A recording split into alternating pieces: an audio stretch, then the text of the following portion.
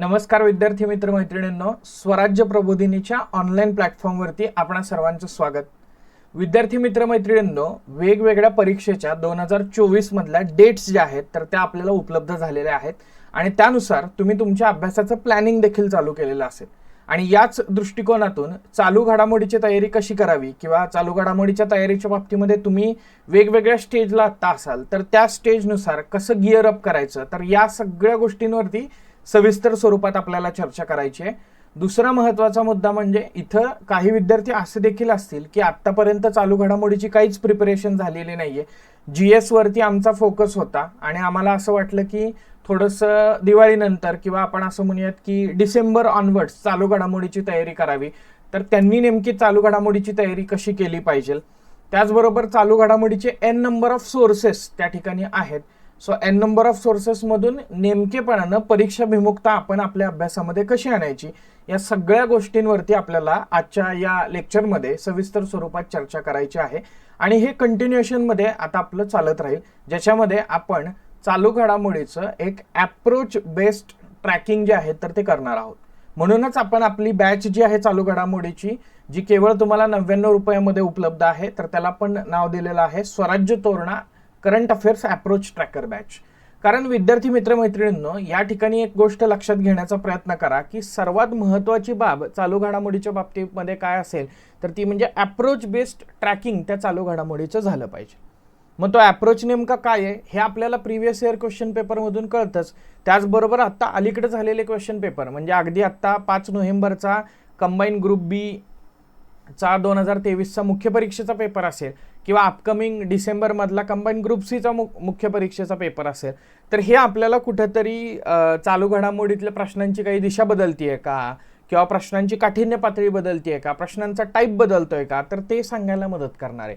आणि आपण या थ्रूआउट लेक्चर सिरीजमध्ये याच्यामध्ये कंटिन्युअसली याचा अप्रोच बेस्ड ट्रॅकिंग करणार आहे आणि त्या पद्धतीनं न्यूज ज्या आहेत तर त्या देखील आपण फोकस करणार आहोत किंवा कंटेंटवरती फोकस करत असताना आपला जो दृष्टिकोन आहे, आपली जी दुर्बीण असणार आहे तर ती दुर्बीण असणार आहे आयोगाच्या प्रश्न विचारण्याच्या पद्धतीची. आपला जो अप्रोच असणार आहे तो अप्रोच असणार आहे एक्झॅक्टली आयोगाचा जसा आहे त्या पद्धतीने. कारण बऱ्याचदा काय होतं, तुम्ही कंपायलेशन्स खूप वाचता पण तुमचं आउटपुट चालू घडामोडीचं कमी असतं.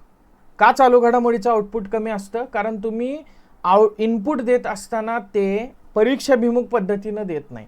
इनपुट देत असताना तुम्ही व्हॉट इज रिक्वायर्ड स्पर्धा परीक्षेसाठी हा प्रश्न जो आहे या प्रश्नाचं उत्तर चालू घडामोडी नव्हे तर प्रत्येक विषयाच्या बाबतीमध्ये मिळणं गरजेचं असतं की व्हॉट इज रिक्वायर्ड.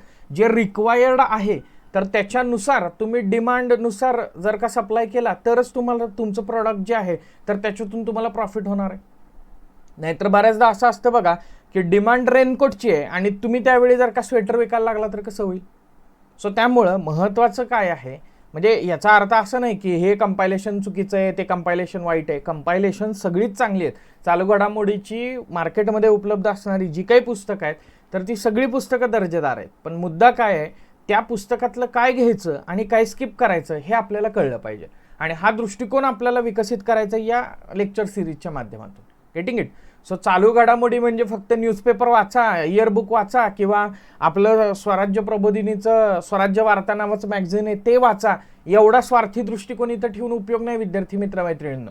आपल्याला जर का चालू घडामोडीचे 10 प्रश्न किंवा 15 प्रश्न येत असतील आणि त्याच्यातनं आउटपुट जर का वाढवायचं असेल तर त्या आउटपुट वाढवण्याच्या दृष्टिकोनातून काय केलं पाहिजे याची चर्चा इथं होणं गरजेचं आहे. कारण बऱ्याचदा असं होतं की चालू घडामोडीचे व्हिडिओ तुम्ही बघत असताना एंड ऑफ द व्हिडिओ किंवा कन्क्लुजनला काय असतं, एकतर फोकस कशावरती करा, माझं पुस्तक आहे त्याच्यावरती फोकस करा किंवा माझं मॅगझिन आहे त्याच्यावरती फोकस करा. माझं असं म्हणणं आहे की तुम्ही कंपायलेशन कुठलंही वापरा महाराष्ट्रातलं, पण त्या कंपायलेशनमध्ये फोकस करत असताना त्याच गोष्टी फोकस करा ज्या गोष्टी आयोग सातत्यानं विचारत आलेला आहे. मग आयोग सातत्यानं काय विचारत आलेलं हे कसं कळेल, हे आपल्याला वेगवेगळ्या त्या उपघटकांच्या माध्यमातून कळेल ज्या उपघटकांवरती आयोग सातत्यानं प्रश्न विचारत आलेला आहे.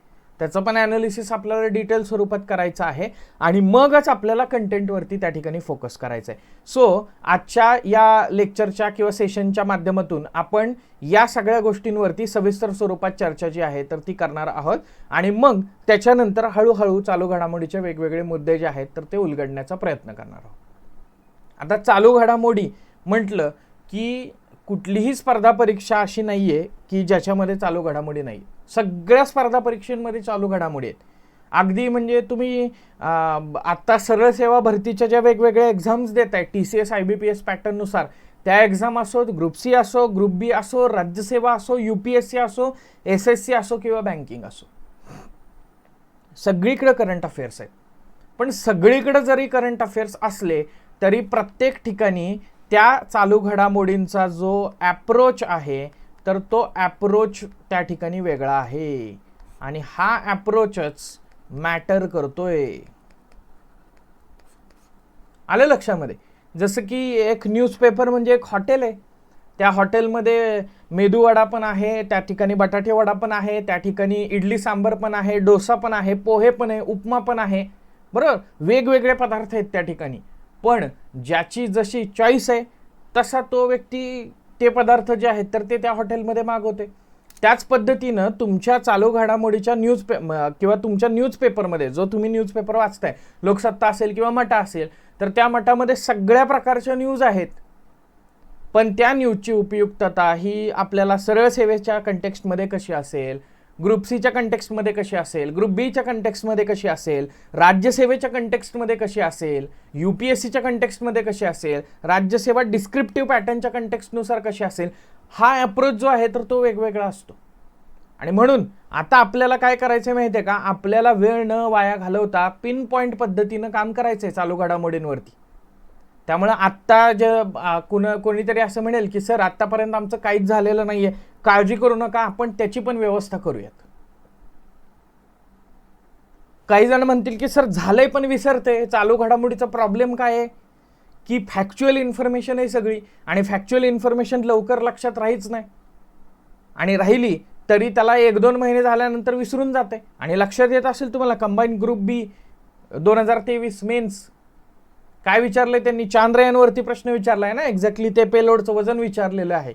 सो असे जे फॅक्च्युअल प्रश्न विचारले जात आहेत त्याचं करायचं काय, त्याला कशा पद्धतीने डील करायचं हेही बघितलं पाहिजे. बरं, ते पेलोडचं वजन विचारलं हा काही वेगळा प्रश्न नाही, हा अप्रोच बेस्ड प्रश्न आहे. यापूर्वी देखील वेगवेगळ्या प्रकारच्या सॅटेलाइटचं लॉन्चिंग असेल, स्पेस मिशन असतील, तर त्याच्यामध्ये पेलोडचं वजन काय आहे, सॅटेलाइटचं वजन काय आहे, सॅटेलाइटची कक्षा पृथ्वीपासून किती किलोमीटर अंतरावरती कक्षेमध्ये तो सॅटेलाइट स्थिर करायचा आहे, या सगळ्या मुद्द्यांवरती ऑलरेडी प्रश्न विचारले जातात आणि जात होते.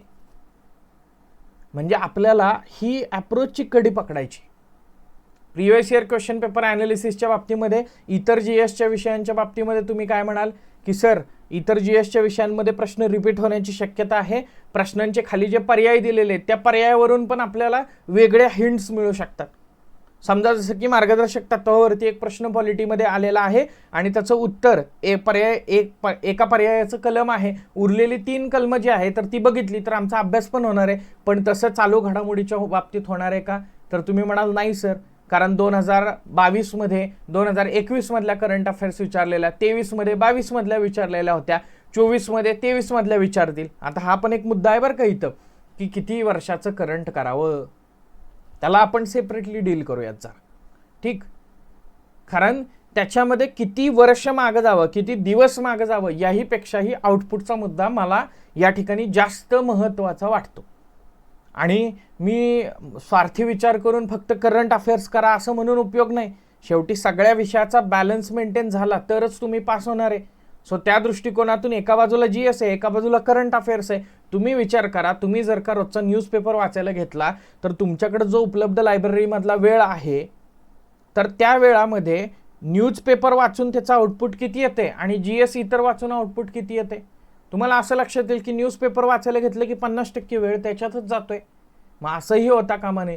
मग हे न करता आपल्याला नेमकं काय केलं पाहिजे तर ते आपण या काही लेक्चर सिरीजच्या माध्यमातून बघायचं आहे. आधी समजून घ्यायचं आहे, आधी अप्रोच समजून घ्यायचा आहे आणि मग त्या अप्रोचवरती ट्रॅकिंगचं काम करायचं आहे. अप्रोचवरती आपण त्या अभ्यास करायचं काम करायचं आहे.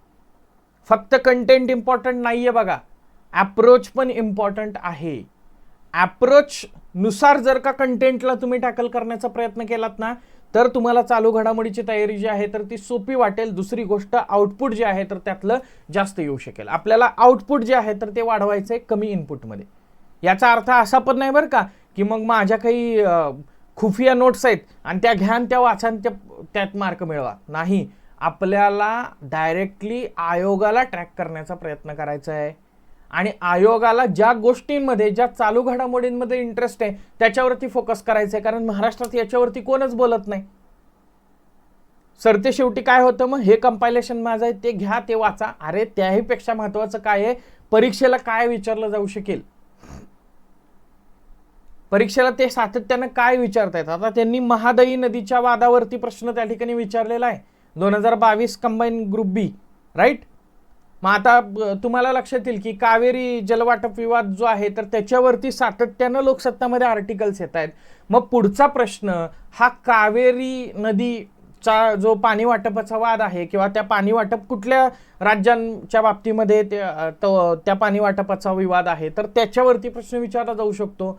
मग आता हे मी का सांगतोय, कारण एका बाजूला मी त्या परीक्षेमध्ये महादई नदीबद्दल बघितलं आणि दुसऱ्या बाजूला सायमल्टेनियसली न्यूजपेपर वाचत असताना मला कावेरीच्या जलवाटप विवादाबद्दल आर्टिकल्स कंटिन्युअसली दिसली.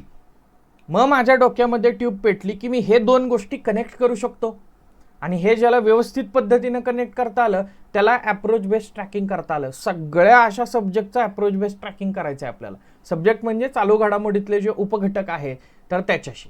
म्हणून या ठिकाणी मी म्हणतोय की अप्रोच चालू घडामोडीच्या बाबतीतला मॅटर करतोय आणि तो अप्रोच जो आहे तर तो कोण समजूनच घेत नाहीये. अप्रोच जो आहे तर तो मिळवण्याचा कोण प्रयत्नच करत नाहीये. सगळ्यांचा मुद्दा काय, सर हे सगळं सोडा, तुम्ही डायरेक्टली कंटेंटवरती फोकस करा. अरे पण मी का कंटेंटवरती फोकस करतोय, त्या कंटेंटचं महत्त्व नेमकं काय आहे. तुम्ही उद्या एखादा न्यूजपेपर, तुम्ही उद्या एखादं इयरबुक, एखादं चालू घडामोडीचं पुस्तक किंवा चालू घडामोडीचं मॅगझिन हे वाचायला सुरुवात केल्यानंतर त्यातलं काय स्किप करावं, काय घ्यावं, कुठल्या न्यूजचं इंटरलिंकिंग जे आहे किंवा ते कुठल्या न्यूजचं बॅकलिंकिंग जे आहे तर ते GSच्या सब्जेक्टमध्ये करावं, हे सगळं करण्यासाठी हा अप्रोच जो आहे तर तो महत्त्वाचा आहे. आणि म्हणून आधी मी त्याला बऱ्याचदा शिकवताना पण म्हणतो की हा चालू घडामोडीचा थेरॉटिकल पार्ट आहे किंवा हा थेरी पोर्शन आहे चालू घडामोडीचा. त्या थेरी पोर्शनमध्ये डोकावून बघण्याचा जरा प्रयत्न करूया, चालू घडामोडी समजून घेऊयात आणि मग आपण त्या ठिकाणी पुढं त्या चालू घडामोडीचं ट्रॅकिंग जे आहे तर ते करण्याचा प्रयत्न करूया. मग बघा, पहिला मुद्दा आहे बदललेली परीक्षा पद्धती आणि चालू घडामोडी. मग आता याच्यात आपल्याला काय बघायचं आहे तर चालू घडामोडींवरच्या प्रश्न पद्धतीत कसा बदल झालेला आहे. त्याच्यानंतरचा दुसरा मुद्दा आहे तो म्हणजे चालू घडामोडीचं स्पर्धा परीक्षेतलं महत्त्व. आता बघा, बदललेली परीक्षा पद्धती, बदल झालाय परीक्षा पद्धतीमध्ये, बदल झालाय म्हणजे काय तर आता या बदलाला पण साधारणपणे एक 8 ते 10 वर्ष झालेली दिसतात आपल्याला. 2013-14 पर्यंत एक अप्रोच होता आयोगाचा प्रश्न विचारण्याचा. चालू घडामोडीचे प्रश्न हे स्ट्रेट फॉरवर्ड होते. एखाद्या व्यक्तीचं निधन झालंय तर ते व्यक्ती कुठल्या क्षेत्राशी संबंधित आहे. समजा विक्रम गोखले यांचे इतक्यात निधन झाले, ते खालीलपैकी कुठल्या क्षेत्राशी संबंधित आहे. आणि अभिनय किंवा नाटक हे जर ऑप्शनमध्ये असलं तर ते तुमचं उत्तराचं काम होऊन गेलं. किंवा यंदाचे अखिल भारतीय मराठी साहित्य संमेलन कोठे पार पडले, पुढील वर्षीचे अखिल भारतीय मराठी साहित्य संमेलन कोठे पार पडणार आहे. आता प्रश्न तसा विचारला जातोय का, आता प्रश्न असा विचारला जातोय की अखिल भारतीय मराठी साहित्य संमेलनाबाबत खालील विधाने विचारात घ्या. Getting it. फिफाचा अंडर-17चा वुमनचा विश्वचषक जो आहे तर तो भारतात पार पडतोय, तर ते हा विश्वचषक किती वर्षांनी पार पडतो, या विश्वचषकामध्ये कोण जिंकलं, भारत होस्ट होता का, या सगळ्या मुद्द्यांवरती प्रश्न जे आहेत तर ते विचारले जात आहेत. म्हणजे काय आहे, ती डेप्थ जे आहेत तर ते गाठण्याचा प्रयत्न करतायत. म्हणजेच काय आहे, इथं आपण असं म्हणू शकतो, वरवरच्या घटनांवरती फोकस करण्याच्या ऐवजी इन डेप्थ थोडंसं ॲनालिसिसवरती फोकस जो आहे तर तो वाढलेला आहे. अर्थात ह्याच्यात एक अजून ट्विस्ट आलेला आहे बघा. अलीकडचे जे 5-6 गेले क्वेश्चन पेपर जर का तुम्ही बघितले, म्हणजे कधी 2023 राज्यसेवेपासून नंतर झालेले जे काही आता 2023 मधल्या प्रश्नपत्रिका आहेत त्याच्यातले जर करंट अफेअर्सचे क्वेश्चन बघितले तर तुम्हाला एक गोष्ट क्लिअर लक्षात येईल की मल्टी स्टेटमेंट क्वेश्चन वरून सिंगल लाइनर क्वेश्चनकडे परत शिफ्ट झालेला दिसतो. पण असं अजिबात नाही बरं का. मल्टी स्टेटमेंट क्वेश्चन म्हणजे सोपे आणि अवघड आणि सिंगल लाइनर म्हणजे सोपे. येत असलं तर सगळं सोपं आहे, नसेल येत तर सगळं अवघड आहे. Getting it. चालू घडामोडीचं स्पर्धा परीक्षेतलं महत्त्व काय? पूर्व परीक्षेला चालू घडामोडी विचारले जातात का? मग येस, डेफिनेटली विचारले जातात. पूर्व परीक्षेचा जर विचार केला तर तुम्ही कंबाईनची, ग्रुप बी ची आणि सी ची एक्झाम घ्या, त्याच्यात अराउंड 15 to 18 क्वेश्चन्स आहेत. आणि जर राज्यसेवा परीक्षेचा विचार केला तर राज्यसेवामध्ये पण अराउंड 15 to 18 क्वेश्चन्स आहेत. हे 18 का बरं म्हटलेलं आहे? 15 ठीक आहे, प्रत्येक सेक्शनला 15-15 क्वेश्चन विचारले जात आहेत, पण हे अराउंड 18 क्वेश्चन्स का म्हटलेलं आहे? तर तुम्हाला लक्षात येईल की बऱ्याचदा इकॉनॉमीमध्ये एखादा क्वेश्चन जो आहे तर तो करंट अफेअर्स रिलेटेड येतो. समजा सस्टेनेबल डेव्हलपमेंट इंडेक्सवरती प्रश्न आला, मल्टी डायमेन्शनल पॉवर्टी इंडेक्सवरती क्वेश्चन आला, किंवा आत्ताच्या कुठल्या तरी इंडायसिसवरती प्रश्न आला जो की करंटच्या सेक्शनमध्ये नाही आला, इकॉनॉमीच्या सेक्शनमध्ये आला, राईट. बऱ्याचदा बजेटमधल्या वेगवेगळ्या फॅक्ट्सवरती, महाराष्ट्राच्या किंवा भारताच्या आर्थिक फाळणीमधल्या फॅक्ट्सवरती, कंबाईनमधला आवडता एरिया आहे बरं का आयोगाचा, कंपल्सरी एखादा प्रश्न जो आहे तर तो महाराष्ट्राच्या आणि भारताच्या बजेटवरती, त्यातल्या एखाद्या स्कीमवरती, त्यातल्या एखाद्या नवीन इनिशिएटिव्हवरती विचारलाच जातो. PYQ मध्ये आपण बघूयात ते पण. राज्यसेवेमध्ये पण तीच परिस्थिती आहे. त्यानंतर आपल्याला असं लक्षात येईल की जॉग्राफीमध्ये एखादा मुद्दा जो आहे तर तो करंट रिलेटेड, किंवा एन्व्हायरमेंटमध्ये, जॉग्राफी आणि एन्व्हायरमेंट दोन्ही क्लब करून घेऊयात आपण. आता हे राज्यसेवेच्या बाबतीत, राज्यसेवेला पूर्व परीक्षेला एन्व्हायरमेंट आहे, कंबाईनला मेन्सला आहे, पूर्व परीक्षेला नाहीये. पण मग चर्चेत असलेली राष्ट्रीय उद्यानं, चर्चेत असलेली अभयारण्य, याच्यावरती म्हणजे त्याला घेऊन बेसिक्समध्ये प्रश्न विचारण्याची शक्यता आहे. अजून एक मुद्दा आहे तो म्हणजे पॉलिटी. सध्या चर्चेत एक गोष्ट आहे आणि ती गोष्ट भारतीय राज्यघटनेमध्ये त्याच्याविषयीची काय तरतूद नेमकी आहे त्याच्याविषयी फाईन डिटेल्सवरती प्रश्न विचारले जाऊ शकतात. उदाहरणार्थ आतापर्यंत 7 ते 8 वेळा आर्टिकल 44 वरती प्रश्न विचारलेला दिसतो, राईट. म्हणजे समान नागरी कायद्याची कंटिन्युअसली चर्चा चालू आहे तर ते आर्टिकल 44 वरती प्रश्न विचारताय. Getting it?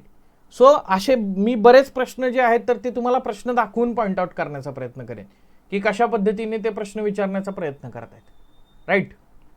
सो ते आपल्याला समजून घेणं त्या ठिकाणी गरजेचं ठरतं. सो 15 ते 18 क्वेश्चन तर पूर्व परीक्षेला फिक्स आहेत, म्हणजे अराउंड 18% क्वेश्चन.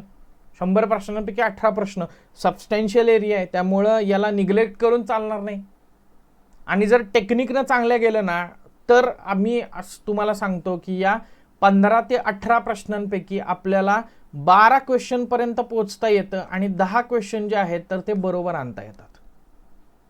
मी असं म्हणणार नाही 18 पैकी 18च बरोबर आले पाहिजेत, ते पॉसिबल नाही. एखादा क्वेश्चन ब्लाइंडली विचारला जाऊ शकतो. उदाहरणार्थ देऊ का, या वर्षीचं एक्झाम्पलच द्यायचं झालं तर आता मॅन बुकर इंटरनॅशनल वरती प्रश्न फिक्स येतच असतो, बरोबर.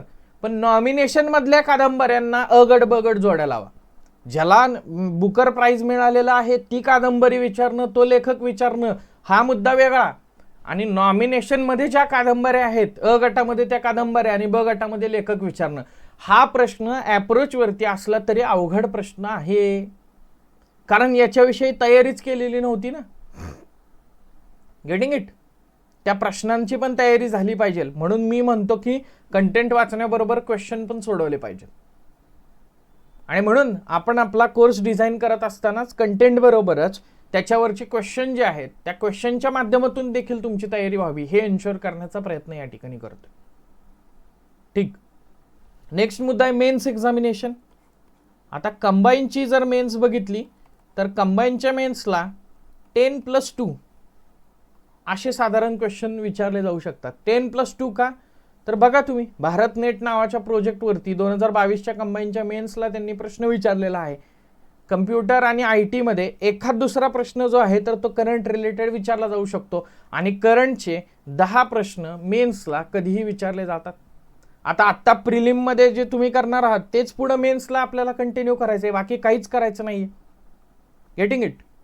आणि मग राज्यसेवेचा जर का आपण विचार केला तर GS 1, 2, 3, 4 याचा जर विचार केला तर GS 1 मध्ये थोड्या कंपॅरेटिव्हली कमी चालू घडामोडी आहेत, पण GS पेपर 2, 3, 4 बघा ना. आता 2024 ची जेव्हा मेन्स असेल तेव्हा भारतामध्ये इलेक्शन्स जे आहेत तर त्या झालेल्या असतील, मग लोकसभेच्या असतील किंवा महाराष्ट्र विधानसभेच्या असतील, मग तुम्हाला टॉपिक मेन्समध्ये पेपर क्रमांक 2ला आहेच ना, निवडणूक प्रक्रिया, निवडणूक आयोग आणि भारतीय निवडणूक प्रक्रिया. मग त्याच्यामध्ये किती सारं करंट अफेअर्स जे आहे तर ते तयार होईल. तेव्हा कुठलं तरी मोबाईल ॲप्लिकेशन निघेल की ज्या मोबाईल ॲप्लिकेशनमध्ये पारदर्शक आणि निपक्षपाती पद्धतीनं निवडणुका पार पाडण्यासाठी काहीतरी इनिशिएटिव्ह घेतलेला आहे. अजून काहीतरी इनिशिएटिव्ह भारतीय निवडणूक आयोग घेईल. जसं व्हीव्हीपॅट आलं त्याच्यानंतर आयोगानं प्रश्न विचारलेला आहे. नोटा, नन ऑफ दी अबो हा ऑप्शन आला त्याच्यानंतर आयोगानं प्रश्न विचारलेला आहे. पण याच्यावरती सविस्तर आपण नंतर चर्चा करूयात. आत्ता आपला फोकस काय आहे की फक्त याचं इंट्रोडक्शन जे आहे तर ते आपल्याला करून घ्यायचं. सो राज्यसेवेमध्ये पण आपण असं म्हणू शकतो की 25 ते 30 प्रश्न जे आहेत मेन्सला तर ते विचारले जाऊ शकतात. आता काही जण कंबाईनची प्रिपरेशन करतायत, पण राज्यसेवेला निबंध लेखन त्या ठिकाणी आहे. निबंधाचा विषय हा दरवर्षी तुम्ही मागचे 10 वर्षाचे निबंधाचे विषय काढून बघा, मराठी किंवा इंग्लिश मधला एक तरी निबंधाचा विषय जो आहे तर तो करंट रिलेटेड असतो. आणि मुलाखत मी ते घोळत बसणार नाही जास्त, आलं लक्षामध्ये का, तर आपल्याकडे वेळ कमी आहे. मला असं वाटतं की क्रिस्प स्वरूपात चालू घडामोडी जर का आपण ट्रॅक करत गेलो तर त्याचा फायदा जास्त होणार आहे. मुलाखत, मग जे विद्यार्थी PSI ची प्रिपरेशन करतायत किंवा जे विद्यार्थी राज्यसेवेची प्रिपरेशन करतायत, दोन्हीसाठी मुलाखतीला चालू घडामोडी महत्त्वाच्या आहेत. चालू घडामोडीमधून ओपिनियन बेस्ड क्वेश्चन जे आहेत, थॉट प्रोसेस तुमची कशी आहे हे चेक करण्याच्या दृष्टिकोनातून नेहमी प्रश्न जे आहेत तर ते विचारले जातात. सो ते इम्पॉर्टंट आहे. Getting it. नेक्स्ट आहे तो म्हणजे स्टॅटिक जनरल स्टडीज आणि डायनामिक जनरल स्टडीज. आता स्टॅटिक याचा अर्थ काय होतो, स्थिर किंवा न बदलणारे किंवा ज्याच्यात चेंज होत नाही, नो चेंज, बरोबर. आणि डायनॅमिक म्हणजे काय, बदलणारे किंवा अस्थिर किंवा आपण असं म्हणूयात की चेंजिंग, राईट. आता मग हा नेमका डिफरन्स काय आहे, तर आपल्याला असं लक्षात येईल की जनरल स्टडीज पुढे आपण जोडलेलं आहे. सामान्य अध्ययनाचं आपण 2 प्रकारांमध्ये विभाजन करू शकतो. एक स्थिर किंवा न बदलणार, पॉलिटीमधला, जॉग्राफीमधला, इकॉनॉमीमधला, हिस्ट्रीमधला काही कंटेंट जो आहे तर तो स्टॅटिक आहे, स्थिर आहे, न बदलणार आहे. आणि काही कंटेंट आहे तर तो करंट अफेअर्समध्ये चर्चेत आल्यामुळं तो डायनॅमिक कंटेंट म्हणून आपण डील करतो. पण आफ्टर ऑल आपण अभ्यास कशाचा करत असतो, जनरल स्टडीजचाच करत असतो. Getting it. म्हणजे आपल्याला असं लक्षात येईल आता की 1922च्या चौरी चौराला त्या ठिकाणी 100 वर्ष पूर्ण होत आहेत आणि त्याच्यामुळं काहीतरी टपाल तिकीट आलं किंवा कशाचं तरी अनावरण जे आहे तर ते करण्यात आलं. आणि त्याच्यामुळं आपल्याला असं लक्षात येईल की आपण जर का त्या कंटेक्स्टमध्ये ती घटना जर का चर्चेत आलेली आहे तर त्याच्यावरती प्रश्न विचारला जाऊ शकतो. अनेक हिस्ट्रीमधल्या 50 वर्ष, 100 वर्ष, 150 वर्ष पूर्ण झालेल्या घटनांवरती आतापर्यंत प्रश्न जो आहे तर तो विचारलेला आहे. Getting it. सो हे डायनॅमिक स्वरूपात जरी चर्चेत येत असलं तरी त्याचा स्टॅटिक कंटेंट आपण फोकस केला पाहिजे. कुठेतरी भूकंप होतोय, कुठेतरी ज्वालामुखीचा उद्रेक होतोय, मग भूकंपामध्ये प्राथमिक लहरी, दुय्यम लहरी, भूपृष्ठ लहरी हे बघणं आपल्याला गरजेचं आहे.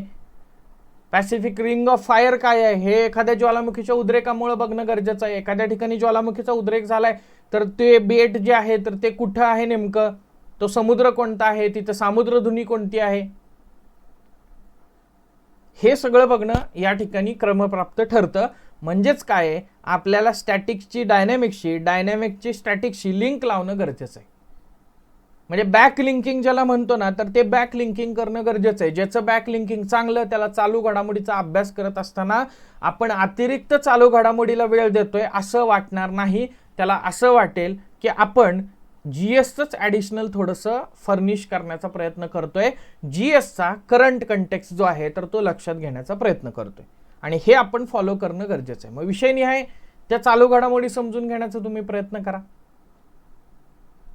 जसं हिस्ट्रीचं मी सांगितलं की एखाद्या घटनेला 50, 100, 150, 200 वर्ष पूर्ण होत आहेत आणि त्याच्यावरती त्या ठिकाणी प्रश्न विचारला जातोय.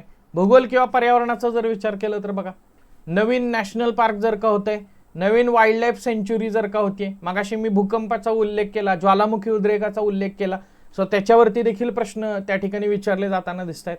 इकॉनॉमी, अर्थसंकल्प हा मुद्दा तर आहेच, पण पायाभूत सुविधा विकास, मग इन्व्हेस्टमेंट मॉडेल वेगवेगळ्या प्रकारचे येत आहेत, नवीन काहीतरी आलं सो त्याची चर्चा झाली तर त्याच्याबद्दल प्रश्न. किंवा आत्ता जर हॉट टॉपिक एक सांगितलं तर त्या ठिकाणी महारत्न नवरत्न दर्जा जो आहे तर त्याच्या कंपन्यांमध्ये वाढ झालेली आहे, तर त्या कंपन्यांबद्दल प्रश्न विचारला जाऊ शकतो. म्हणजे सध्या महारत्न किंवा नवरत्न दर्जा हा कुठल्या कंपनीला मिळालेला आहे हा झाला डायनॅमिकचा प्रश्न. पण महारत्न, नवरत्न आणि मिनीरत्न नेमकं काय आहे हा झाला स्टॅटिकचा प्रश्न. मग त्याच्यासाठी क्रायटेरिया काय असणं गरजेचं आहे, त्यांचा प्रॉफिट जो आहे तर तो किती असला पाहिजे, म्हणजे त्याला महारत्न, नवरत्न किंवा मिनीरत्न संबोधलं जातं, त्यांना काय फॅसिलिटीज मिळतात, हे सगळं जे इकॉनॉमीमध्ये वाचणं अपेक्षित आहे तर ते झालं स्टॅटिकचा मुद्दा. आलं का लक्षात? डायनॅमिकमध्ये चर्चेत काय होतं, एखाद्या कंपनीला महारत्न किंवा नवरत्न हा दर्जा प्रदान करण्यात आला. स्टॅटिकमध्ये त्याचं काय बघणं गरजेचं आहे, महारत्न, नवरत्न आणि मिनीरत्न हे नेमकं काय आहे. Getting it? नेक्स्ट मुद्दा आहे सायन्स. आता सायन्स मधला स्टॅटिक पार्ट हा सायन्सचा आहे, पण टेक्नॉलॉजी ज्याला आपण काय म्हणतो, technology is nothing but application of the science. So तिथं सगळ्या डायनॅमिक गोष्टी त्या ठिकाणी येतात. आणि ॲट दी एंड राज्यघटना आणि राजकारण ह्याच्यात तर बऱ्याच गोष्टी डायनॅमिक आहेत. कंटिन्युअसली काही ना काहीतरी चर्चा चालू असते आणि त्याच्यामुळे भारतीय राज्यघटनेचं कुठलं तरी कलम चर्चेत येतं. आता समजा महाराष्ट्रामध्ये जे काही महाराष्ट्र विधानसभेच्या बद्दलची केस जी आहे तर ती चालू आहे अपात्रतेबद्दलची, त्याच्यामुळं आपल्याला असं लक्षात येईल पक्षांतर बंदी कायदा चर्चेत आहे. त्याच्यामुळं विधानसभा अध्यक्षांचे अधिकार किंवा त्यांचे डिस्क्रिशनरी पॉवर्स काय आहेत त्याच्याबद्दल. आता इथं डायनॅमिक पेक्षा स्टॅटिक वरती प्रश्न येण्याची शक्यता जास्त आहे, कारण पॉलिटिकल गोष्टींवरती प्रश्न येत नाहीत, पॉलिटिक्सवरती प्रश्न येत नाहीत, पण पॉलिटिक्समध्ये जे काही घडते त्याच्या घटनात्मकतेवरती नक्कीच प्रश्न विचारले जातात आणि ते आपल्याला ट्रॅक करणं गरजेचं आहे. आपण ग्रुप डिस्कशनमध्ये त्या पॉलिटिक्सवरती चर्चा करतो, पॉलिटीवरती चर्चा करत नाही. मग इथं राजकारण जे म्हटलेलं आहे ना, याच्यामध्ये काय अपेक्षित आहे, याच्यामध्ये वेगवेगळ्या प्रकारचे इलेक्शन आणि त्या इलेक्शनचे आउटकम जे आहेत, कुठल्या पार्टीला किती टक्के मतं मिळाली, कुठल्या पार्टीला किती सीट्स ज्या आहेत तर त्या ठिकाणी मिळाल्या, कुठल्या पक्षाचं सरकार एखाद्या राज्यामध्ये स्थापन झालं, याच्यावरती सातत्यानं प्रश्न विचारले जात आहेत. आणि मग त्याच्यातल्या काहीतरी युनिक गोष्टी, काहीतरी वेगळ्या गोष्टी ज्या आहेत तर त्या तिथं फोकस केल्या जातात. जसं की सर्वाधिक मताधिक्यानं निवडून येणं, सर्वात कमी त्या ठिकाणी मताधिक्यानं निवडून येणं, या गोष्टी असतात की ज्याच्यावरती फोकस जो आहे तर तो केला जातो. सो हे विषयनिहाय आपण चालू घडामोडींच्या अप्रोचच्या बाबतीमध्ये बघूयात. आणि त्याच्यानंतर मग चालू घडामोडींचे काही उपघटक आहेत, त्या उपघटकनिहाय आपल्याला तयारी करणं गरजेचं आहे. आता हे उपघटक कुणी तयार केलेत, मी तयार केलेत का? अजिबात नाहीत. प्रिव्हियस इयर क्वेश्चन पेपरचं गेल्या 10 वर्षाचं ॲनालिसिस केल्यानंतर आपल्याला असं लक्षात येतं की पूर्व परीक्षेला 15 ते 18 क्वेश्चन आणि मुख्य परीक्षेला प्रामुख्यानं कंबाईनची मुख्य परीक्षा जर आपण विचारात घेतली तर 10 ते 12 क्वेश्चन जे विचारले जात आहेत तर त्या क्वेश्चनमध्ये काही उपघटक जे आहेत तर ते फोकस केले जाते. नेसेसरी नाही आहेत की प्रत्येक उपघटकावरती प्रश्न विचारला जाईल, पण साधारणपणे याच उपघटकांवरती प्रश्न विचारले जातात. मग एखाद्या उपघटकाबद्दल एकापेक्षा अधिक प्रश्न पण विचारले जातात, एखाद्या उपघटकाबद्दल प्रश्न विचारला जात नाही, पण या 13 उपघटकांच्या बाहेर चालू घडामोडीचा प्रश्न जात नाही, हे 100% आहे. बघा, आंतरराष्ट्रीय घडामोडी आणि चर्चित आंतरराष्ट्रीय संघटना, मी इंटरनॅशनल ऑर्गनायझेशन नाही म्हटलंय, मी फक्त काय म्हटलेलं आहे, चर्चेत आलेल्या आंतरराष्ट्रीय संघटना. बघा, नाटो चर्चेत आलेली होती, नाटो फोर्सेस जॉईन कराव्यात युक्रेननं म्हणून, त्याच्यामुळं त्यांनी नाटोवरती राज्यसेवेच्या पूर्व परीक्षेमध्ये प्रश्न विचारलेला आहे. अजूनही काही एक्झाम्पल मी देतो, कारण त्या एक्झाम्पलचे सेपरेट मी प्रत्येक काय म्हणतात त्याला, प्रत्येक आपले हे जे 13 टॉपिक आहेत ना त्याचे 13 टॉपिकचे 13 सेपरेट व्हिडिओ मी बनवणार आहे. Getting it? राजकीय आणि घटनात्मक घडामोडी याच्याविषयी आता आपण बघितलंच. आर्थिक आणि सामाजिक विकास, सामाजिक विकास हा मुद्दा आहे. इथं सगळे वेगवेगळ्या प्रकारच्या गव्हर्नमेंट स्कीम्स आणि इनिशिएटिव्ह आणि स्कीम्स कुठनं करायच्या काळजी करू नका, आपण त्याचं एक सेपरेट कंपायलेशन करूयात. नवीन स्कीम्स येत आहेत त्या पण करायच्यात आणि जुन्या सक्सेसफुल ठरलेल्या स्कीम्स आहेत त्या पण करायच्यात. आणि तिसऱ्या स्कीम्स कुठं करायच्यात, दारिद्र्य आणि बेरोजगारी याच्याविषयीच्या स्कीम्स बाय डिफॉल्ट तुम्हाला कराव्या लागतात इकॉनॉमीमध्ये. शैक्षणिक घडामोडी, न्यू एज्युकेशन पॉलिसी जी आहे त्याचं इम्प्लिमेंटेशन आता चालू झालेलं आहे. त्याच्यात वेगवेगळे मुद्दे येत आहेत, त्या मुद्द्यांच्या अनुषंगानं बजेटमध्ये वेगवेगळ्या तरतुदी येत आहेत. त्या इम्प्लिमेंटेशनच्या अनुषंगानं वेगवेगळे इनिशिएटिव्ह गव्हर्नमेंटद्वारे घेतले जात आहेत.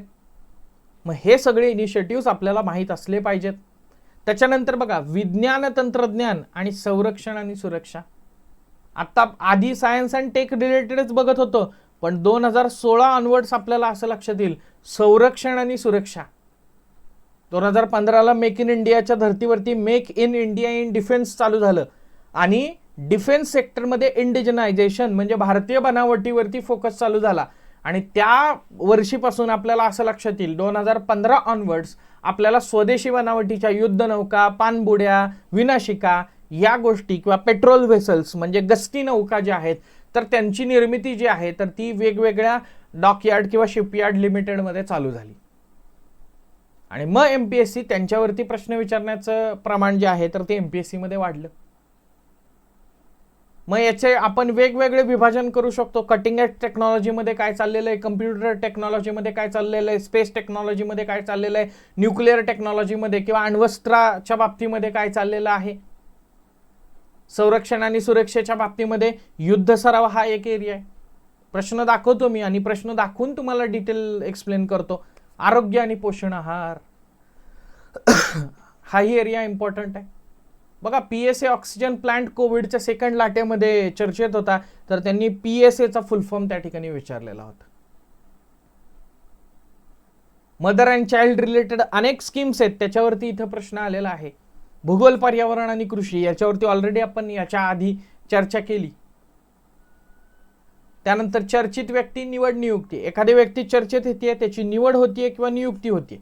घटनात्मक पदांवरती होणारी नियुक्ती किंवा आंतरराष्ट्रीय स्तरावरती होणारी निवड दोन्ही महत्वाचं आहे. मग भारतीय वंशाचा व्यक्ती हा कुठेतरी आंतरराष्ट्रीय स्तरावरती महत्वाच्या पदावरती गेला तर त्याच्यावरती प्रश्न येणारच आहे. Getting it. नेक्स्ट मुद्दा आहे पुरस्कार. मग पुरस्कार तुम्ही 3 प्रकारचे घ्या ना, इंटरनॅशनल, नॅशनल आणि परत रिजनल, प्रादेशिक स्तरावरचे पुरस्कार. मग आता महाराष्ट्र शासनाने यावर्षी उद्योगरत्न हा नवीन पुरस्कार चालू केलेला आहे. प्रश्न कदाचित विचारला जाऊ शकतो. Getting it. त्यानंतर क्रीडा घडामोडी.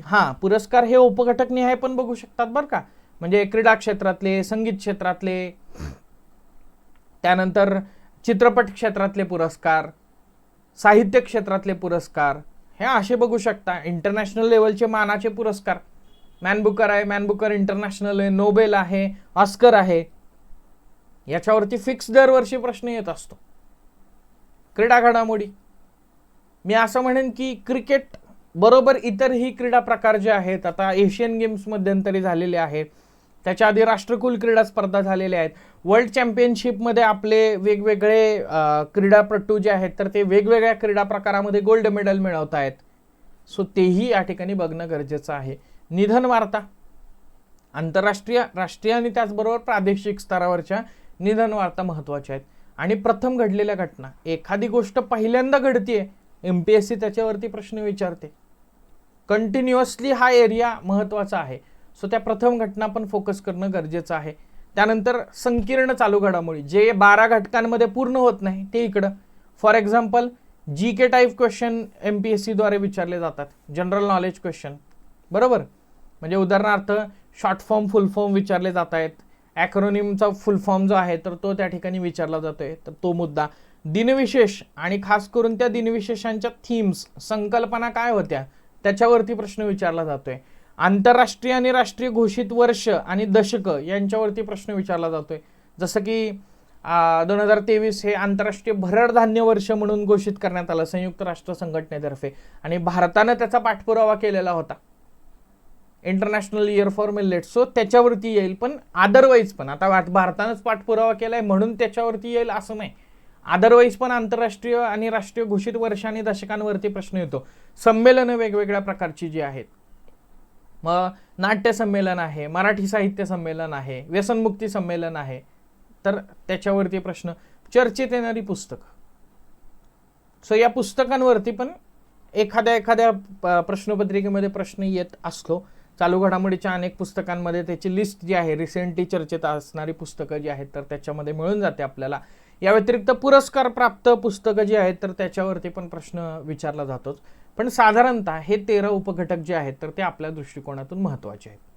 आता मग अभ्यास साहित्य काय वापरलं पाहिजे, तर पहिला सोर्स आहे ते म्हणजे वर्तमानपत्र. आता याच्यावरती पण आपण सेपरेटली एक व्हिडिओ डील करूया की वर्तमानपत्र हे कसं वाचलं पाहिजे.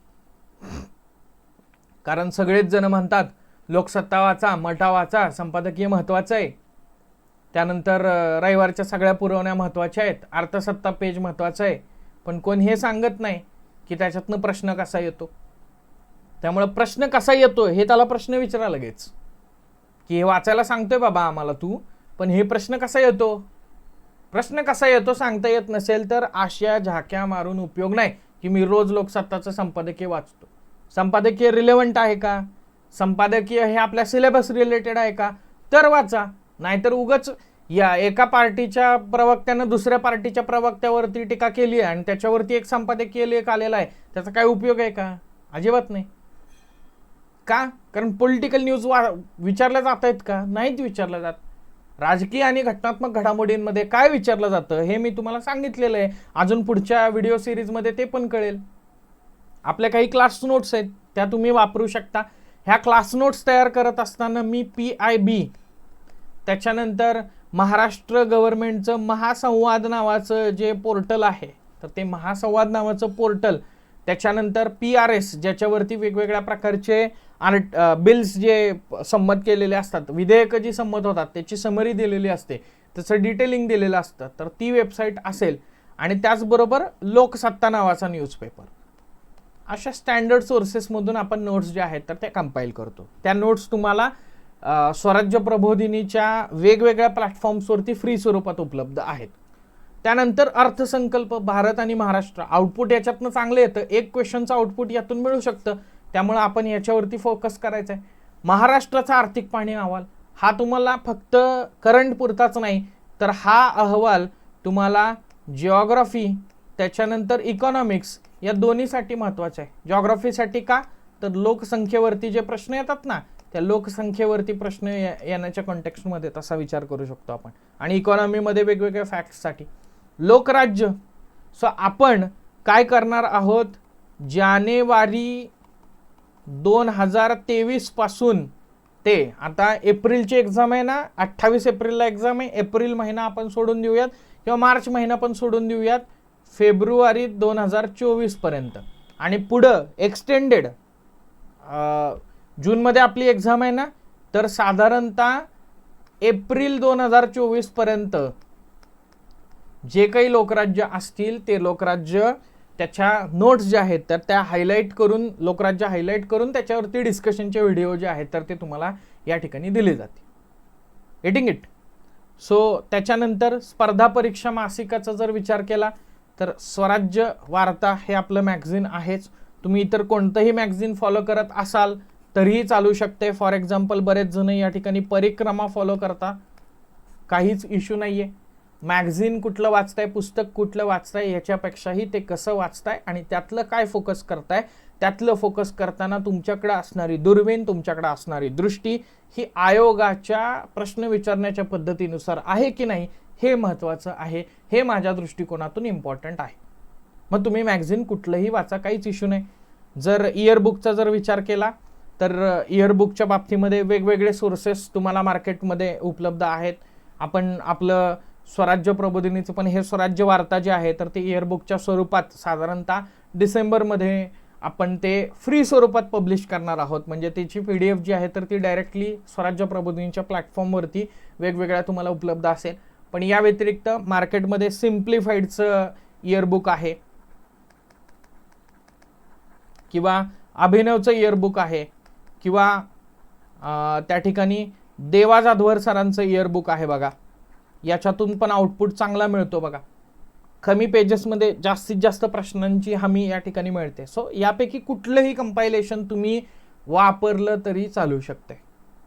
आपण जे काय म्हणतात त्याला अजून कोर्सेसमध्ये इनपुट वेगवेगळ्या प्रकारे देणार आहोत या व्यतिरिक्त, सो त्याच्यामध्ये या इयरबुक्सचा पण रेफरन्स जो आहे तर तो घेणार आहोत. या इयरबुक्समधल्या पण न्यूज तुमच्या कव्हर होतील, जेणेकरून तुम्हाला असं वाटणार नाही की काहीतरी सुटलेलं आहे आपलं मार्केटमधल्या स्टँडर्ड आणि ऑथेंटिक सोर्सेसमधलं.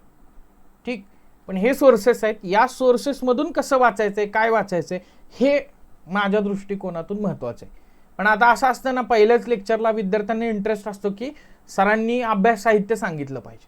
ठीक, यातलं हे जे मुद्दे आहेत ना, म्हणजे क्लास नोट्स असतील, अर्थसंकल्प असतील, आर्थिक पाहणी अहवाल असेल, लोकराज्य असेल, आर्थिक पाहणी अहवाल पण चॅप्टर वाईज आपण हायलाईट करून ठेवलेला आहे. त्या हायलाइटेड PDF जे आहेत तर त्या तुम्हाला त्या ठिकाणी आपल्या मोबाईल ॲप्लिकेशनमध्ये वेगळ्या सेक्शनमध्ये अपलोड होतील. अर्थसंकल्पाचा वेगळा सेक्शन, आर्थिक पाहणीचा वेगळा सेक्शन. ऑलरेडी 2023-24चा अर्थसंकल्प जो आहे आणि आर्थिक पाहणी अहवालाची समरी जी आहे भारताच्या, तर ती ऑलरेडी अपलोडेड आहे. तिथून तुम्ही ती डाउनलोड करू शकता. सगळ्या नोट्स ज्या आहेत तर त्या डाउनलोडेबल फॉर्मॅटमध्ये आहेत. Getting it? सो हे असं थोडंसं करणं गरजेचं आहे. अजून थोडी क्लॅरिटी जसं आपण पुढे जाऊ तशी तुम्हाला यायला सुरुवात होईल. पण साधारणपणे 2024चा अटेम्प्ट टार्गेट करत असताना आत्ता आपण या टप्प्यावरती आहोत की आपल्या हातामध्ये शेड्यूल आलेलं आहे. खऱ्या अर्थानं मी असं म्हणेन की जोपर्यंत शेड्यूल येत नाही तोपर्यंत आपल्याला असं लक्षात येतं की आपल्या अभ्यासाला नेमकेपणा येत नसतो. शेड्यूल आल्यानंतर कसं आपल्याला लक्षात येतं की अरे आपल्याला 4 महिन्यानंतर परीक्षा द्यायची, 5 महिन्यानंतर परीक्षा द्यायची, 6 महिन्यानंतर परीक्षा द्यायची. मग त्या अप्रोचनं किंवा त्या कन्फाईन टाइम पिरियडमध्ये आपण अभ्यास जो आहे तर तो करू शकतो. सो त्या दृष्टिकोनातून आपल्याला तयारी जी आहे तर ती करणं अपेक्षित आहे. सो याच्याविषयी काही शंका असेल तर कमेंट बॉक्स मध्ये तुम्ही ती शंका विचारू शकता. त्याचबरोबर ही सिरीज जी आहे तर ती कंटिन्यू चालू राहील आणि मग याच्यानंतर आपले कंटेंट ओरिएंटेड व्हिडिओ जे आहेत तर ते तुम्हाला आपल्या स्वराज्य प्रबोधिनीच्या मोबाईल ॲप्लिकेशनमध्ये देखील बघायला मिळतील.